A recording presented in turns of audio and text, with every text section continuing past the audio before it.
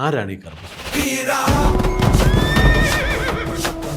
അവിടെ ചെന്നപ്പോഴാണ് മനസ്സിലാവുന്നത് വിഗ്രഹം അവതരിക്കാൻ വേണ്ടിയിട്ടാണ്. 18 മാന്ത്രികരെയും 18 പടികളിലായിട്ട് വെട്ടിക്കൊന്ന് അടക്കം ചെയ്യുക, അതിന് മുകളിൽ അദ്ദേഹം നിലയുറപ്പിക്കുകയും ചെയ്തു.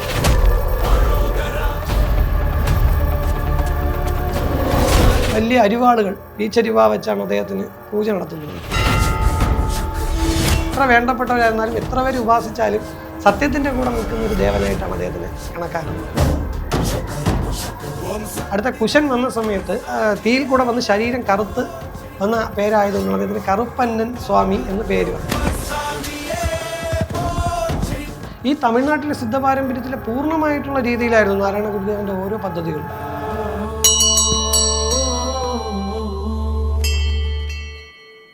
നമസ്കാരം. അമേസിംഗ് റേയിലെ മറ്റൊരു വീഡിയോയിലേക്ക് എല്ലാവർക്കും സ്വാഗതം. ഇന്ന് നമ്മോടൊപ്പം ബാലുജി തന്നെയാണ്. അദ്ദേഹത്തെ സ്വാഗതം ചെയ്യാം. നമസ്കാരം. ഇപ്പോൾ ഒരു സിനിമ ഇറങ്ങി, കറുപ്പ്. അതോടുകൂടി ഇപ്പം അതിൽ ആ സിനിമയിൽ സ്വാമി അവതരിക്കുകയാണ് ന്യായാധിപൻ എന്നുള്ള രീതിയിൽ. എൻ്റെ ഈ ഏരിയയിൽ ഇവിടെ കള്ളം കാണിക്കാൻ പറ്റില്ല എന്നൊക്കെ പറഞ്ഞ് സൂര്യയാണത് അത് ഫലിപ്പിക്കുകയും ചെയ്തു. ഹിറ്റാണത്, ഇപ്പോൾ ട്രെൻഡാണ്, പാട്ടെല്ലാം ട്രെൻഡാണ്. അപ്പോൾ എനിക്കിത് കണ്ട ഇത് ആരാണ് കറുപ്പ്? ഇപ്പം ശബരിമലയിലെ കറുപ്പ് സ്വാമിയെക്കുറിച്ച് പറയുന്നുണ്ട്, നമ്മൾ ശരണം വിളിയിലൊക്കെ അത് പറയുന്നുണ്ട്. കൂടുതലും തമിഴ് ആചാരത്തിലാണ് കറുപ്പ് സ്വാമിയെക്കുറിച്ച് പറയുന്നത്. അവരുടെ ഒരു അവർ തന്നെ കറുപ്പാണെന്നാണ് പറയുന്നത്. അവർ സ്വയം കറുപ്പ്, ഞാൻ കറുപ്പാണ് എന്ന് പറയുന്ന നടക്കുന്ന ഒരു തരത്തിലേക്കാണ് ഇപ്പോൾ പോയിക്കൊണ്ടിരിക്കുന്നത്. ആരാണ് ഈ കറുപ്പ് സ്വാമി? കറുപ്പ് സ്വാമി എന്ന് പറയുന്നത് നമ്മുടെ ഇവിടെ ആൾക്കാർക്കാണ്. യഥാർത്ഥത്തിൽ മലയാള കറുപ്പൻ എന്നാണ് തമിഴ്നാട്ടിൽ തന്നെ അദ്ദേഹത്തിനെ പറയുന്നത്. അദ്ദേഹം മലയാള നാട്ടിൽ നിന്ന് പോയി എന്നാണ്. അവിടെ 18-ാം പടി കറുപ്പ്, മധുരയുടെ അളകർ കോവിൽ, ആ വൈഷ്ണവ തിരുപ്പതികളിൽ ഒന്നാണ് അളകർ കോവിൽ, കല്ലളകർ എന്ന് പറയുന്നത്. അതിൻ്റെ മുകളിലായിട്ടാണ് നമ്മുടെ പഴമുതിർച്ചോല ക്ഷേത്രം സ്ഥിതി ചെയ്യുന്നത്. ആ പഴമുതിർച്ചോലയ്ക്ക് ഉണ്ടാകുന്ന മലയുടെ എല്ലാം സംരക്ഷകൻ എന്നുള്ള നിലയിലാണ് കറുപ്പസ്വാമി. ഈ കല്ലളകർ സ്വാമി എന്ന് പറയുന്നത് വളരെ സൗന്ദര്യം തോന്നുന്ന ഒരു നമ്മുടെ തിരുപ്പതി ക്ഷേത്രത്തിലെ വിഗ്രഹം പോലെയാണ് ഇരിക്കുന്നത്. അപ്പോൾ നമ്മുടെ തിരുവിതാംകൂറിലെ മഹാരാജാവ് അവിടെ ചെല്ലുകയും കല്ലളകളുടെ, അവർ പറയുന്ന തിരുവിതാംകൂറിന്റെ കഥയാണ് പറയുന്നത്. അപ്പോൾ കറുപ്പസ്വാമിയുടെ ഭംഗിയിൽ ആകൃഷ്ടനാവുകയും ഈ വിഗ്രഹം തനിക്ക് വളരെ താല്പര്യം തോന്നുകയും മലയാള നാട്ടിലെ രാജാക്കന്മാർ മലയാള മന്ത്രവാദികൾ 18 മന്ത്രവാദികളെയും അവരുടെ ഉപാസനയായി മൂർത്തിയായിട്ടുള്ള കറുപ്പസ്വാമിയും കൂടെ കൊണ്ട് അവിടെ ചെല്ലുകയും വിഗ്രഹം അപഹരിക്കുകയും ചെന്നപ്പോൾ സത്യത്തിന്റെ മൂർത്തിയാണ് കറുപ്പസ്വാമി. അദ്ദേഹം അനീതിയും തെറ്റും എവിടെ കണ്ടാലും പ്രതികരിക്കും. അദ്ദേഹം ഇവരുടെ കൂടെ പോയി അവിടെ ചെന്നപ്പോഴാണ് മനസ്സിലാവുന്നത് വിഗ്രഹം അവതരിക്കാൻ വേണ്ടിയിട്ടാണെന്ന്. ഈ പോയ സമയത്ത് തന്നെ അദ്ദേഹം ഈ 18 മാന്ത്രികരെയും 18 പടികളിലായിട്ട് വെട്ടിക്കൊന്ന് അടക്കം ചെയ്യുക, അതിന് മുകളിൽ അദ്ദേഹം നിലയുറപ്പിക്കുകയും ചെയ്തു. ഇത് അളകർ കോവിലിന്റെ മുൻഭാഗത്തായിട്ടാണ് ഈ 18 പടികളുള്ള ഈ ഇതിരിക്കുന്നത് മണ്ഡപം. ഇതിനെ അടച്ചിട്ടിരിക്കുകയാണ് എപ്പോഴും. നമുക്ക് വർഷത്തിലൊരിക്കൽ മാത്രമേ അവിടെ തുറക്കുന്ന സൗകര്യമുള്ളൂ. പണ്ട് കാലത്ത് 54 രൂപ കൊടുത്താൽ ആ നട നമുക്ക് തുറന്ന് ദർശിക്കാമായിരുന്നു. ചന്ദന ചാർത്ത്, അതാണ് അദ്ദേഹത്തിന് വിശേഷം. വലിയ അരിവാളുകൾ, ബീച്ചരിവ വെച്ചാണ് അദ്ദേഹത്തിന് പൂജ നടത്തുന്നത്. അദ്ദേഹം സത്യത്തിന്റെ മൂർത്തിയാണ്. നമ്മുടെ തമിഴ്നാടിന്റെ എല്ലാ ഭാഗങ്ങളിലും നമ്മളിപ്പോൾ പറയുന്ന നാടിൻ ദൈവങ്ങളെന്ന് പറയുന്നതിൽ അവിടെ എല്ലാവരും ആരാധിക്കുന്ന ഒരു ദൈവമാണ് കറുപ്പസ്വാമി. എനിക്ക് കറുപ്പസ്വാമിയുടെ 18-ാം പടിയിൽ ഞാനൊരു മഞ്ഞപ്പാൽ വിളയാട്ട് കുറേ തമിഴ് ആചാരപ്രകാരം ചടങ്ങുകൾ ചെയ്യാനുള്ള ഒരു ഗുരുസ്ഥാനം എനിക്ക് അവർ തന്നിട്ടുണ്ട്. ഞാൻ അങ്ങനെ പോയി ചെയ്യുന്നുണ്ട്, വർഷങ്ങളായി പോയി ചെയ്യുന്നുണ്ട്. അപ്പോൾ അതുകൊണ്ട് പറയുന്നത് കറുപ്പസ്വാമി സത്യത്തിന് മാത്രമേ അദ്ദേഹം എത്ര വേണ്ടപ്പെട്ടവരായിരുന്നാലും എത്ര പേര് ഉപാസിച്ചാലും സത്യത്തിന്റെ കൂടെ നിൽക്കുന്ന ഒരു ദേവനായിട്ടാണ് അദ്ദേഹത്തിനെ കണക്കാക്കുന്നത്. അദ്ദേഹം മറ്റൊരു കഥ പറയുന്നത് ശ്രീരാമന്റെ ലവകുശന്മാരിൽ കുശൻ ഈ കറുപ്പസ്വാമി എന്നാണ് പറയപ്പെടുന്നത്. കാരണം വാൽമീകി ആശ്രമത്തിൽ പണ്ട് സീതാദേവി താമസിച്ചപ്പോൾ കുശൻ ലവനുണ്ടായിരുന്നു. ലവനെ ഒരു ദിവസം കാണാതായി. അപ്പോൾ സീതാദേവി പുറത്തോട്ട് പോയി വാൽമീകി മഹർഷിയെ കുട്ടിയെ ഏൽപ്പിച്ചിട്ട്. അപ്പോൾ തിരിച്ചു വന്ന വേളയിൽ ഈ മകനെ കാണാതായി വിഷമിക്കുമെന്ന് കരുതി വാൽമീകി പെട്ടെന്ന് പരിഭ്രമിച്ച് അദ്ദേഹം കുശപ്പുല്ല്, ദർഭ, നമ്മുടെ ദർഭപ്പുല്ല് എടുത്തിട്ട് ആ ഒരു കുട്ടിയെ ലവനെ പോലൊരു കുഞ്ഞിനെ ഉണ്ടാക്കി അവിടെ നിർത്തുകയും ചെയ്തു. തിരിച്ച് സീതാദേവി വന്ന സമയത്ത് ലവനും വന്നു. അപ്പോൾ ഈ 2 കുട്ടികളെ കണ്ടപ്പോൾ സംഭവമൊക്കെ പുള്ളി വാൽമീകി മഹർഷി അത് വിശദീകരിച്ചു കൊടുത്തു. അതനുസരിച്ച് അപ്പോൾ ശ്രീരാമന് ഇതൊരു സംശയം വന്ന സമയത്ത് ഒരു അഗ്നി പരീക്ഷണം വെച്ചല്ലോ. ഈ അഗ്നി പരീക്ഷണത്തിൽ ലവനെയും കുശനെയും കൂടി ഇറക്കി നടത്തി, അഗ്നി നടത്തി. ലവൻ അതിന് പരിക്കുകളൊന്നും ഇല്ലാതെ ഇങ്ങ് പോന്നു. അടുത്ത കുശൻ വന്ന സമയത്ത് അദ്ദേഹം കറുപ്പ് തീ, ഈ അഗ്നിയിൽ അദ്ദേഹത്തിന്റെ ശരീരം കറുക്കുകയുണ്ടായി, കരിഞ്ഞ്. അപ്പൊ കറുപ്പണ്ണൻ സ്വാമി എന്നാണ്. ഈ അനൻ തീയല്ലേ, അപ്പൊ ഈ കറുത്ത തീയിൽ കൂടെ വന്ന് ശരീരം കറുത്ത് വന്ന പേരായതുകൊണ്ടാണ് അദ്ദേഹത്തിന് കറുപ്പന്നൻ സ്വാമി എന്ന് പേര് വന്നത്. ഇന്ന് പേര് വന്നത്. അങ്ങനെയാണ് അത്. നമുക്ക് അളകർകോവിൽ അദ്ദേഹത്തിൻ്റെ സാന്നിധ്യം കാണാം. വെള്ള കുതിരയുടെ പുറത്താണ് അദ്ദേഹം വരുന്നത്. നമുക്കിവിടെ അച്ചൻകോവിലിൽ ശബരിമലയിലെ കാവൽക്കാരനാണ്. അച്ചൻകോവിൽ ക്ഷേത്രത്തിൽ അദ്ദേഹത്തിന് അച്ചൻകോവിൽ ശാസ്താവിൻ്റെ നേർ ഭാഗത്ത് കറുപ്പസ്വാമിക്ക് അമ്പലമുണ്ട്. അതിന് വിശേഷാൽപ്പെട്ട ഉപാസന വിധികളൊക്കെ ഉണ്ട്. മൂലമന്ത്രം, ആ മൂലമന്ത്രമൊക്കെ എല്ലാവരുടെ കയ്യിലും ഇല്ല. വളരെ ചെറിയ മൂലമന്ത്രമാണ്. നമ്മളതൊക്കെ ഇപ്പോൾ ഉപദേശിച്ച് കഴിഞ്ഞാൽ അത് ആൾക്കാർ വിശ്വസിക്കും. കാരണം അത് വളരെ ആ കറുപ്പസ്വാമിയും കറുപ്പായി അമ്മയുമാണ്. അവിടെ നമുക്ക് സത്യത്തിനായിട്ട് നമുക്കൊന്ന് പോയി പ്രാർത്ഥിക്കാൻ മനസ്സിലാവും. അവിടെ പ്രത്യേക വഴിപാടുകളാണ്. നമ്മുടെ ഈ നാടൻ രീതിയിലുള്ള പല ഉപാസന രീതികളും. അതുകൊണ്ട് നമുക്കത് വിശദീകരിച്ച് വേറൊരു ഇതിൽ പറയേണ്ടി വരും. തീർച്ചയായിട്ടും. അപ്പോൾ ഇതിനകത്ത് എനിക്ക് അങ്ങ് പറഞ്ഞപ്പോൾ ലവകുശന്മാരുടെ കാര്യം പറഞ്ഞപ്പോൾ ഇവിടെ നമ്മുടെ വയനാട്ടിൽ വാത്മീകി ആശ്രമമുണ്ട്. എനിക്ക് അവിടെ പോകാനുള്ള ഭാഗ്യം കിട്ടി. അപ്പം സീതാദേവി പ്രസവിച്ച ആ ഇടം ഒരു അമ്പലം പോലെ അവർ സൂക്ഷിക്കുന്നുണ്ട്. വളരെ നാടൻ ശൈലിയിലാണ്. ചാണകം മെഴുകിയ തറയും 2 സൈഡിൽ 2 മരങ്ങളുണ്ട്. അത് ലവകുശന്മാരെന്നാണ് പറയുന്നത്. അപ്പം താഴെ മുനിപ്പാറയുണ്ട്. അവിടെയാണ് പിന്നെ വാത്മീകി മഹർഷി തപസ് ചെയ്ത സ്ഥലം. പഴയ ഒരു പുഴയൊക്കെ ഒഴുകി എന്ന് പറയുന്നുണ്ട് അവിടെ. അപ്പോൾ അതിൻ്റെയൊക്കെ ലക്ഷണങ്ങളും ഉണ്ട് അവിടെ. അപ്പോൾ ഇത്തരം കാര്യങ്ങൾ കേരളത്തിലാണ് സംഭവിച്ചത്. ഇത് എത്ര പേർക്ക് അറിയാമെന്നോ, ഇത് എത്ര പേര് അവിടെ പോയിട്ടുണ്ടോന്നും അറിയില്ല. ഇപ്പം ഞാൻ തസ്മൈ ഗുരുജിയുടെ ആശ്രമം അവിടെയാണ്. അവർ അവിടെ കേന്ദ്രീകരിച്ച് വർക്ക് ചെയ്യുന്നുണ്ട്. അങ്ങനെ അവിടെ പോയപ്പോഴാണ് എനിക്കിതൊക്കെ കാണാനും അദ്ദേഹത്തിൻ്റെ ഇൻ്റർവ്യൂ ഒക്കെ എടുക്കാൻ എനിക്ക് പറ്റി. മുനിപ്പാറ ഇരുന്ന് ഞാൻ ചെയ്യാൻ പറ്റി. വാത്മീകി ഇരുന്ന സ്ഥലത്ത് തന്നെ നമുക്കത് പോകാനും പറ്റി. അപ്പോൾ കേരളവുമായിട്ട് ബന്ധപ്പെട്ട് കിടക്കുന്നു. അപ്പോഴത്തന്നെ ഈ കറുപ്പസ്വാമിയുടെ കാര്യം പറഞ്ഞപ്പോൾ എനിക്കത് കൂടുതൽ കണക്റ്റ് ആവുകയാണ്. അതെ, മലയാളത്തിൻ്റെ ദൈവം എന്നാണ് അദ്ദേഹത്തിനെ പറയുന്നത്. മലയാളികൾക്ക് അറിയില്ല. അതാണ് ഇത്. ലവകുശന്മാരിൽ കുശനാണെന്ന് പോലും എനിക്കിപ്പോഴാണ് മനസ്സിലായത്. കുശനാണെന്ന് പോലും. അപ്പൊ ഇരട്ടകളാണെന്നുള്ള, ഇരട്ട കുട്ടികളാണെന്നുള്ള, അത് ഈ ഒരുപോലെ ഇരിക്കുന്നത് കൊണ്ടാണ് ഇരട്ട എന്നുള്ള സങ്കല്പം വന്നത്. ഇപ്പം ഈ രാമായണം തന്നെ പാടി പ്രചരിപ്പിച്ചത് ഇവരാണ്, ലവകുശന്മാരെന്നാണ് പറയുന്നത്. അപ്പൊ കറുപ്പസ്വാമിക്ക് അതിൽ ഒരുപാട് പങ്കുണ്ട്. തമിഴ്നാട്ടിൽ ഇരിക്കുന്ന സമയത്ത് അദ്ദേഹത്തിന്റെ കറുത്ത രൂപവും മീശ, മുറുക്കു മീശ, വീച്ചരുവ, വീരപ്പല്ല് എന്ന് പറയുന്ന തമിഴ് നാടൻ സങ്കല്പം ആ ഒരു ഭാഗത്തിലാണ് കാണിക്കുന്നത്. കാരണം നമ്മുടെ ഇപ്പം നാടൻ സങ്കല്പത്തിലുള്ള ഒരുപാട് പൂജാവിധാനങ്ങൾ നഷ്ടപ്പെട്ടു പോയി.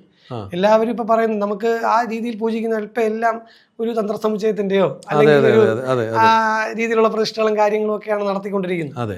യഥാർത്ഥത്തിൽ നമ്മുടെ നാട്ട് രീതിയിലുള്ള പല ആചാരങ്ങളും അന്യം നിന്ന് പോയത്. ചുടലമാട സ്വാമി വളരെ നമ്മുടെ തെക്കൻ കേരളത്തിലൊക്കെ ഒരുപാട് വരുന്ന ചുടലമാട സ്വാമിയുടെ അതൊക്കെ നമുക്ക് ഒരുപാട് ഫലങ്ങളിൽ അവരെ ശിവനാക്കി മാറ്റുന്ന പ്രക്രിയയുണ്ട്. മാടൻ തമ്പുരാനെ എടുത്ത് ശിവനാക്കി മാറ്റുന്ന പ്രക്രിയയുണ്ട്. തമ്പുരാൻ എന്ന് പറയുന്ന തമ്പുരാൻ സങ്കല്പം മാടൻ തമ്പുരാൻ അല്ലെങ്കിൽ ആ കുടുംബത്തിലോ അല്ലെങ്കിൽ ആ തറവാട്ടുകളിൽ ആ കുടുംബത്തിനോ ആ നാടിനു വേണ്ടിയിട്ട് ജീവത്യാഗം ചെയ്ത ആൾക്കാരെ നമ്മുടെ മേലാങ്കോട്ടിലെ കുലശേഖര തമ്പുരാനെ അവര് ആരാധിക്കുന്നുണ്ട്. അപ്പൊ അതുപോലെ നാടിന് വേണ്ടി വീരത്യാഗം ചെയ്തവരാണ് ഈ തമ്പുരാന്മാരായിട്ട് വെച്ച് ആരാധിക്കുന്നത്. ഇടയ്ക്ക് ഈ സ്തൂപങ്ങൾ കൊടുക്കുന്നു. അതുപോലെ അവരുടെ വാളും അവരുടെ രാജ അതുപോലെയുള്ള ആൾക്കാരുടെയാണ്. അതുപോലെ ആ കുടുംബത്തിൽ ഇപ്പോൾ യക്ഷി സങ്കല്പത്തിലുള്ളവർ, ആ കുടുംബത്തിനകത്തുള്ളവര് അവർ മരണപ്പെടുന്ന സമയത്തിൽ ആ ദേവിയെ ഭക്തരായിരിക്കും. ദേവിയെ വിളിച്ച് അവരിൽ വിലയം പ്രാപിക്കുമ്പോൾ അവർ യക്ഷി സങ്കല്പത്തിലുള്ള ദേവതകളായിട്ട് മാറുന്നു. നമ്മുടെ നീലിയമ്മ, മേലാങ്കോട്. ഇപ്പം തമിഴ്നാട്ടിലാണ് കൂടുതൽ ഇപ്പം നാട്ടുദൈവങ്ങൾ ഒരുപാടുണ്ട്. അവിടെ നമ്മൾ പോകുമ്പോൾ എല്ലായിടത്തും ഓരോ കല്ലുകളാണ്. അപ്പം അവർ തന്നെ സങ്കല്പിച്ച് വയ്ക്കുകയാണ്. അപ്പം അത് എന്താണ് അങ്ങനെ ഒരു നാട്ടുദൈവങ്ങൾക്ക് ഇത്ര പ്രാധാന്യം അവർ കൊടുക്കുന്നു, നമുക്കത്ര പ്രാധാന്യമില്ലാതെ പോയത്? കാരണം പരശുരാമ പ്രോക്തങ്ങളായിട്ടുള്ള തന്ത്രസമുച്ച രീതിയിലൊക്കെയാണ് കേരളത്തിൽ ഒരുപാട് പ്രതിഷ്ഠാവിധാനങ്ങളൊക്കെ നടക്കുന്നത്. തമിഴ്നാട്ടിൽ എല്ലാവരും എടുത്തു വയ്ക്കുന്നതും കല്ലും ആ ദൈവം എന്നുള്ള സങ്കല്പമാണ്. അവർക്ക് ഭക്തിയുണ്ട്. അവർക്ക് അത്രയ്ക്ക് ആത്മാർത്ഥമായിട്ടുള്ള ഭക്തിയിലൂടെ അവർ ചെയ്യുന്ന പല സ്ഥലങ്ങളിൽ, നമ്മളിപ്പോൾ പഴനിയിലായിരുന്നു, മുരുകൻ പഴനിയിൽ അല്ലെങ്കിൽ തിരുച്ചെന്തൂരിലുള്ള ആസ്ഥാനത്തുള്ള അവിടെ നിന്നുള്ള വന്ന മുരുകനാണ് നമ്മുടെ ഈ ഭാഗങ്ങളിലൊക്കെ ഏകദേശം കാണുന്നത്. അല്ലാതെ മൂലസ്ഥാനം അവിടെ ഇപ്പോൾ എന്ത് പൂജാവിധാനങ്ങളാണ്, എല്ലാവരുടെയും നിസ്വാർത്ഥമായ ഭക്തി കൊണ്ട് അവിടെ സംഭവിക്കുന്ന. കേരളത്തിൽ മുരുകക്ഷേത്രങ്ങളുണ്ട്, അതെ, തമിഴ്നാടുകളിലുണ്ട്. ഇതിന്റെ മൂലസ്ഥാനം എന്ന് പറയുന്നത് തമിഴ്നാട്ടിൽ നിന്ന് വന്നതാണ് എല്ലാം. കാരണം തമിഴ് മക്കളെന്ന് പറയുന്നത് വരുമ്പോൾ സമയത്ത് യഥാർത്ഥത്തിൽ കുമരികണ്ഠം നമ്മൾ പറയേണ്ട ഒരു വിഷയമാണ്. യഥാർത്ഥത്തിൽ തമിഴ് തെന്മധുരയാണ് കുമരികണ്ഠം എന്ന് പറയുന്നത്. ഇത് തമിഴ്നാടിന്റെ ഇപ്പൊ കാണുന്ന മധുരയല്ല, ശ്രീലങ്ക ഉൾപ്പെട്ട് ഈ കുമരികണ്ഠം യഥാർത്ഥത്തിൽ മഡഗാസ്കർ, ആഫ്രിക്കയിലെ മഡഗാസ്കർ, ആഫ്രിക്കൻ ഭൂഖണ്ഡവും മഡഗാസ്കറും അത് കഴിഞ്ഞിട്ട് ഓസ്ട്രേലിയ തൊട്ട് തിരിച്ച് കുമരി കന്യാകുമാരി വരെ വ്യാപിച്ചു കിടക്കുന്ന ഒരു സംസ്കാരമാണ് ഈ കന്യാകുമാരി എന്ന് പറയുന്നത്. 49 രാജ്യങ്ങളും 700ഓളം നദികളും അതിനകത്തുണ്ടായിരുന്നു എന്നാണ് പറയുന്നത്. അതെ, അതിലിപ്പോൾ ഈ വെള്ളം കയറിയപ്പോൾ നശിച്ചു എന്ന് പറഞ്ഞില്ല. അതിൽ ഈ ശ്രീലങ്ക എന്ന് പറയുന്നത് ഏറ്റവും വലിയൊരു കുന്നാണ്. അത് മാത്രം ഉയർന്നു നിൽക്കുന്നു. ബാക്കി അതിന് ചുറ്റും ഉണ്ടായിരുന്ന രാജ്യങ്ങളെല്ലാം വെള്ളത്തിനടിയിൽ പോയി. അവിടുത്തെ ചക്രവർത്തിയായിരുന്നു ഈ മുരുകൻ എന്ന് വേണമെങ്കിലും നമുക്കതിൽ പറയാം. അദ്ദേഹത്തിൻ്റെ ആ ഒരു നഷ്ടപ്പെട്ട സംസ്കാരങ്ങളാണ്. ഒരിക്കലും കുമരിഖണ്ഡം വരണമെന്നല്ല പറയുന്നത്, അതിൽ ഉണ്ടായിരുന്ന ആദർശങ്ങളും സംസ്കാരവും നമുക്ക് തിരിച്ചു വരണം. അപ്പോൾ അതാണ് ഇപ്പോൾ ഈ നാട്ടുദൈവങ്ങളുടെ കാര്യമാണ് നമ്മളിപ്പോൾ പറഞ്ഞത്. ഇപ്പം അവിടെ ഏറ്റവും കൂടുതൽ അങ്ങനെയൊക്കെ സംഭവിച്ചു. കേരളത്തിൽ എന്താണ് അങ്ങനെ സംഭവിക്കാത്തതിന് കാരണം? കേരളത്തിൽ യഥാർത്ഥത്തിൽ നമുക്കത് പറയുകയാണെങ്കിൽ ഒരുപാട് വലിയ കാരണത്തിൽ ഈ പൂജാവിധാനങ്ങൾ, ബ്രാഹ്മണ പൂജകൾ ഒരുപാട് പേര് വലിക്കുന്ന സമയത്ത് അല്ല, നമ്മൾ ആരെയും കുറ്റപ്പെടുത്തുന്നതല്ല, ഇത് അറിവിലേക്ക് വേണ്ടിയിട്ടാണ് ഞാൻ ഇത് ചോദിക്കുന്നത്. നമുക്ക് ഇപ്പോൾ തന്ത്രസമുച്ചയങ്ങളോ അല്ലെങ്കിൽ ഗ്രന്ഥങ്ങളിലൊക്കെ എത്രത്തോളം മൂലമന്ത്രങ്ങളൊക്കെ ഉണ്ടെന്നുള്ളത് അറിയാമല്ലോ. അപ്പോൾ ഈ നാടൻ ദേവതകൾക്ക് അവരുടെ വായ്മൊഴി മന്ത്രങ്ങളാണ്. ആ വായ്മൊഴി മന്ത്രങ്ങൾ ആ കുടുംബത്തിലെ കാരണവർ വെച്ച് ആരാധിച്ചിരുന്നു, അല്ലെങ്കിൽ ആ കാരണവർക്ക് ദേവി അല്ലെങ്കിൽ മാടൻ തമ്പുരാൻ അല്ലെങ്കിൽ ഇതുപോലുള്ള ദേവതകൾ എങ്ങനെയാണോ ദർശനം കൊടുത്തത് അവർ ആ രീതിയിലാണ് ഉപാസിച്ചുകൊണ്ട് പോരുന്നത്. അപ്പം വേറൊരു പ്രശ്നം വെച്ചിട്ട് ഉടനെ തന്നെ പറയുന്നു ഈ ദേവിയെ എടുത്ത് മാറ്റിയിട്ട് നീ കൊണ്ടുവന്നിട്ട് നേരെ പാർവതി അങ്ങനെയൊക്കെയുള്ള സങ്കല്പമാണ്. അല്ലെങ്കിൽ എല്ലായിടത്തും ഭദ്രകാളി. യഥാർത്ഥത്തിൽ ദുർഗാദേവി സാധാരണക്കാരൻ്റെ നമ്മുടെ നാടൻ ആൾക്കാരുടെ ഇതിൽ വരുന്നതാണ് അല്ലല്ലോ. ദുർഗാ ബ്രാഹ്മണ പൂജാവിധാനങ്ങളിൽ വരുന്നതാണ്. പല സ്ഥലങ്ങളിലും ഭദ്രകാളിയുള്ള സ്ഥലങ്ങളിൽ ദുർഗാ മന്ത്രം ഉച്ചരിക്കുക, അന്യദേവത മന്ത്രകോപം ഉണ്ടായി. അതിനുശേഷം ഈ ഭദ്രകാളി ദേവപ്രശ്നങ്ങളിലൂടെ വീണ്ടും ഭദ്രയും ദുർഗയ്ക്കും ഒരേ പ്രാധാന്യം കൊടുത്തിരുത്തേണ്ട സ്ഥിതിവിശേഷം ഇപ്പം നമ്മുടെ ഇവിടെ എത്രയുണ്ട്. അവിടെ ഇരിക്കുന്ന ദേവതയെ മാറ്റി അടുത്ത ദുർഗയെ അല്ലെങ്കിൽ മറ്റു ദേവതകളെ പ്രതിഷ്ഠിച്ച ശേഷം അതാണ് ഇതിൻ്റെ പ്രധാന കാര്യങ്ങൾ. അവർക്ക് പൂജിക്കാൻ സാധിക്കാത്തത് അവരവരുടെ രീതിയിലായിട്ട് പൂജ വഴിപാടുകൾ നടത്തിക്കൊണ്ടുപോകും. അത് ഈ സാധാരണക്കാരനെ ഒരുപാട് ബാധിക്കുന്നൊരു വിഷയം തന്നെയാണത്. തീർച്ചയായിട്ടും. ഇപ്പോൾ അങ്ങ് പറഞ്ഞപ്പോൾ ഇനിയിപ്പം അരുവിപ്പുറത്തെ പ്രതിഷ്ഠയുടെ കാര്യം എനിക്ക് ഓർക്കാതിരിക്കാൻ പറ്റില്ല. ഗുരുസ്വാമി എന്ന് പറയുന്നത് അതെ, ഗുരുദേവൻ എടുത്ത് യോഗികൾക്കും പ്രതിഷ്ഠയാവാം. കാരണം ഇവരുടെ കുണ്ടലിനി സമ്പത്ത് അല്ലെങ്കിൽ തന്ത്രിയുടെ ജീവാത്മാവും ഊർജ്ജത്തിനെയാണ് അവിടെ വിഗ്രഹമായിട്ട് അത് പ്രതിഷ്ഠിക്കുന്നത്, വിഗ്രഹത്തിലൂടെ ചൈതന്യം പ്രതിഷ്ഠിക്കുന്നത്. അതിൽ അപ്പോൾ യോഗികൾക്ക് അവരുടെ അത്രയും സമ്പത്തുള്ള ജ്ഞാനസമ്പത്തും കുണ്ടലിനി സമ്പത്തും ഉള്ള നാരായണ ഗുരുദേവനെ പോലുള്ളവർ പ്രതിഷ്ഠിച്ചാൽ പിന്നെ അതിന് നമുക്ക് എന്തെങ്കിലും പറയാനുണ്ടോ? തറയിൽ നിന്ന് കല്ലെടുത്ത് വെച്ചാലും അത് ശിവനായി മാറി എന്നുള്ള സങ്കല്പം തന്നെയാണ്. അതിൽ യഥാർത്ഥത്തിൽ നാരായണ ഗുരുസ്വാമി എന്നുള്ള ബാലസുബ്രഹ്മണ്യൻ മന്ത്രം ദീക്ഷ നേടിയ ആളാണ്. ചട്ടമ്പി സ്വാമികളും തെക്കാട്ടയ്യാവ് എന്ന് പറയുന്ന സ്വാമിയിൽ നിന്ന്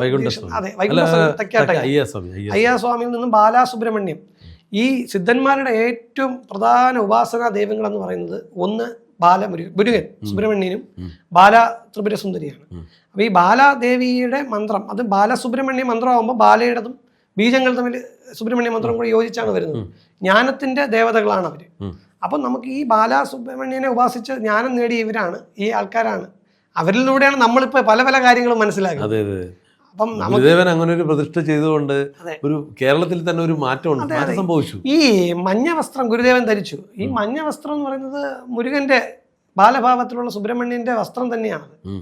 അദ്ദേഹം ഉപാസനാമൂർത്തിയുടെ വസ്ത്രം തന്നെയാണ് അത് ധരിച്ചത്. അത് എത്രത്തോളം പേർക്ക് ആർക്കും അറിയില്ല. തികഞ്ഞ സുബ്രഹ്മണ്യ ഉപാസകനായിരുന്നു അദ്ദേഹം. അദ്ദേഹം നടത്തിയ അതെ കുന്നംപാറയിൽ നമ്മളിവിടെ അടുത്ത് തന്നെ കുന്നംപാറയിൽ ഇരിക്കുന്ന സുബ്രഹ്മണ്യ സ്വാമി അദ്ദേഹം മുരുകന്റെ പ്രതിഷ്ഠയാണ്, മുരുകസ്വാമിയുടെ പ്രതിഷ്ഠയാണ്. ഇപ്പോൾ നമുക്ക് ശ്രീനാരായണ ഗുരുവിന്റെയും നമ്മുടെ ചട്ടമ്പി സ്വാമികളുടെയൊക്കെ മഹത്വം അറിഞ്ഞുകൂടാതെയാണ് പലരും, അവരെ പോലുള്ള യോഗികളൊക്കെ ജീവിച്ചിരുന്നിട്ടാണ് നമ്മൾ അതിനെക്കുറിച്ചുള്ള കൂടുതൽ കാര്യങ്ങൾ ആരും മനസ്സിലാക്കി ആരും പോകുന്നില്ല. അവർ നേടിയ ആധ്യാത്മിക സമ്പത്ത് എന്ന് പറയുന്നത് അതിനെ അന്വേഷിക്കുന്നവർക്കേ അത് ലഭിക്കുകയുള്ളൂ. ശരിയാണ്. ദൈവദശകം പോലുള്ള ഒരു വലിയൊരു ആദ്യം അദ്ദേഹത്തിന് മുമ്പിൽ ഇവരുടെ ഗുരുക്കന്മാരുടെ മുമ്പിൽ നമുക്കൊരു തൊഴുകൈ കൊടുത്താലേ പറ്റും. ദൈവദശകം കേട്ട് കഴിഞ്ഞാൽ നമുക്കത് മനസ്സിലാവും എന്താണ് അതിൻ്റെ തത്വവും പൊരുളും ആത്മീയതയും ആധ്യാത്മികതയൊക്കെ എല്ലാം അതിനകത്ത് നമുക്ക് സാധാരണക്കാരന് ഗ്രഹിക്കാത്തക്ക രീതിയിലേക്ക് അത് മാറ്റി അങ്ങനൊരു സാധനം സമൂഹത്തിന് നൽകി. ഈ തമിഴ്നാട്ടിലെ സിദ്ധ പാരമ്പര്യത്തിലെ പൂർണ്ണമായിട്ടുള്ള രീതിയിലായിരുന്നു നാരായണ ഗുരുദേവന്റെ ഓരോ പദ്ധതികളും. അത് നമുക്ക് ഇപ്പോഴാണ് നമ്മളെല്ലാം അതിനെക്കുറിച്ച് മനസ്സിലാക്കുന്നത്. അദ്ദേഹം അവിടെ സഞ്ചരിച്ച് നേടിയിട്ടുള്ള അറിവുകൾ തന്നെ. നമ്മുടെ മരുത്വാമല അറിയാമല്ലോ, പിള്ളത്തടം ഗുഹ. ഒരിക്കലും അത് പിള്ളത്തടം ഗുഹയിൽ ചെന്ന് പെട്ടത് വലിയൊരു സംഭവമാണ്. അതും ഇതുപോലെ അവിടെ ചെന്നിട്ട് പോയിട്ടുണ്ടോ? ഇല്ല, പോയിട്ടില്ല, കേട്ടിട്ടുണ്ട്. പിള്ളത്തടത്തിനകത്തൊക്കെ ഒരു നിമിഷം അതിനകത്തൊരു ചെറിയ അറ പോലെ ഉണ്ട്, അവിടെയൊക്കെ ഒന്ന് പോയി ഇരിക്കണം. ആ സമയം നമ്മുടെ ഉണ്ടാകുന്ന ആ ചാർജ് എന്ന് പറയുന്നത് പറയേണ്ട കാര്യമാണ്. തീർച്ചയായിട്ടും. ഇത്രയും കേരളത്തിൽ ഇത്തരത്തിലുള്ള ആധ്യാത്മിക ആചാര്യന്മാരുണ്ടായിരുന്നു. ഒരു കല്ല് വെച്ച് എൻ്റെ മനസ്സാൽ ദേവനാക്കി മാറ്റിയ കല്ലിനെ ദേവചൈതന്യം കൊണ്ടുവന്ന ആത്മീയ ഗുരുക്കന്മാരുള്ള സ്ഥലവും കൂടെയാണ്. അപ്പം നമ്മൾ മലയാളികൾ അത് ശ്രദ്ധിക്കണം എന്നാണ്, അതും കൂടെ ശ്രദ്ധിക്കണം എന്നാണ് എനിക്ക് ഈ സമയത്ത് പറയാനുള്ളത്. ഇവരുടെയൊക്കെ ഈ തത്വങ്ങളും കൂടി നമ്മൾ മനസ്സിലാക്കണം. അതെ, അവരെ ചെയ്തു മനസ്സിലാക്കണം. പ്രധാനം അതാണ് നമ്മുടെ ഉദ്ദേശവും. തീർച്ചയായും.